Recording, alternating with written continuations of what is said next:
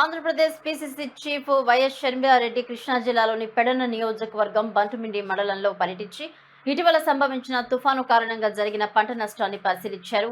ఇటీవల వచ్చిన మిథా తుఫాన్ కారణంగా రైతులు సర్వం కోల్పోయారని, తుఫాను బీభత్సం సృష్టించిందని, ఎక్కడ చూసినా మంటలు నేలమట్టమయ్యాయని కూడా తెలిపారు.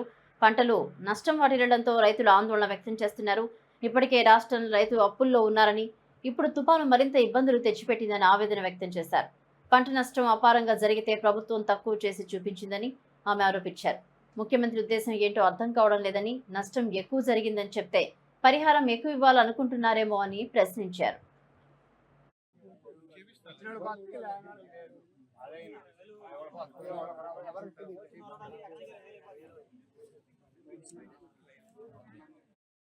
కట్టాల్సిన వాటా కూడా ప్రభుత్వమే కట్టాలి అని డిమాండ్ చేస్తున్నాం. 80 లక్షల మంది రైతులుంటే కేవలం 20 లక్షల మంది మాత్రమే, అది కూడా 14.5 lakhs మ్యాండేటరీగా రుణాలున్నాయి కాబట్టి కడుతున్నారు. మ్యాండేటరీగా కట్టడం కాకుండా వాలంటరీగా కట్టే రైతులు కేవలం 6 లక్షల మంది మాత్రమే. అంటే 80 లక్షల మంది రైతులుంటే వాలంటరీగా కట్టే రైతులు 6 లక్షల మంది, కనీసం 10% కూడా కట్టడం లేదు. ఎందుకంటే వాళ్ళకి స్తోమత లేదు కాబట్టి. రైతులు నిజంగానే కట్టే పరిస్థితి లేదు.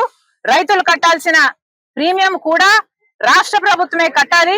ఈ బీమాని పేడ్ ప్రీమియం కాకుండా ఉచిత బీమాగా రాష్ట్ర కేంద్ర ప్రభుత్వాలు దీన్ని తయారు చేయాలని చంద్రబాబు గారు దీని మీద నిజంగానే దృష్టి పెట్టి 80 లక్షల మంది రైతులందరికీ కూడా ఉచిత బీమా వర్తింప చేయాలని కాంగ్రెస్ పార్టీ డిమాండ్ చేస్తోంది.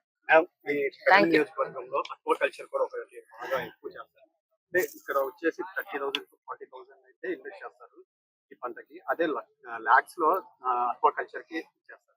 మరి దాని మీద మీరు ఎట్లా? మాకు ఇప్పటి వరకు అయితే దాని మీద అంచనా రాలేదన్నా.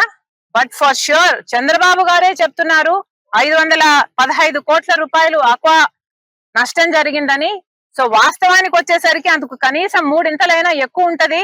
అందుకే చెప్తున్నాం చంద్రబాబు గారు ప్రతిదీ కూడా మళ్ళీ సర్వే చేపించాలి, వాస్తవానికి దగ్గరగా ఉండాలి ఆ సర్వేలు, రైతుల్ని ఆదుకునేటట్టు ఉండాలి ఆ సర్వేలు. మళ్ళీ చెప్తున్నాం చంద్రబాబు గారు ఇది సీరియస్ గా తీసుకోవాలి. నష్టపోయిన ప్రతి ఒక్కరికి కూడా చంద్రబాబు గారు ప్రాణ నష్టం కలగకుండా కష్టపడినట్టు